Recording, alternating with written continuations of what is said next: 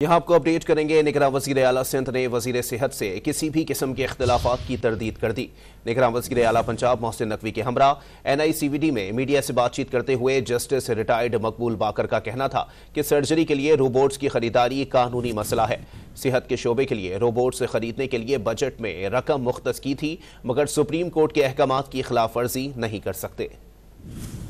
जो रोबोट्स का मसला है उसमें पिछली असेंबली ने रोबोट्स खरीदने का फैसला किया था और उसकी बजट में रकम मुख्तस की थी कानून और आइन के मुताबिक। और उसके अलावा 2 सुप्रीम कोर्ट के बड़े वाज़ेह जजमेंट हैं। हम उस मामले को टच भी नहीं कर सकते। अगर करेंगे तो ऑफेंस कमिट करेंगे, वायलेट करेंगे कानून को, वायलेट करेंगे कॉन्स्टिट्यूशन को। इसमें कोई मसला नहीं, इसमें फैसला कानून ने किया, हमारा अपना फैसला नहीं, ना हमारा इनिशिएटिव था, ना हमारे लेने की बात थी। अलबत्ता ये जरूर किया है कि हमने हद्दुल वसा कोशिश की है कि जितना ट्रांसपेरेंसी से उनको परचेज किया जाए, इकोनोमाइज जितना किया जाए।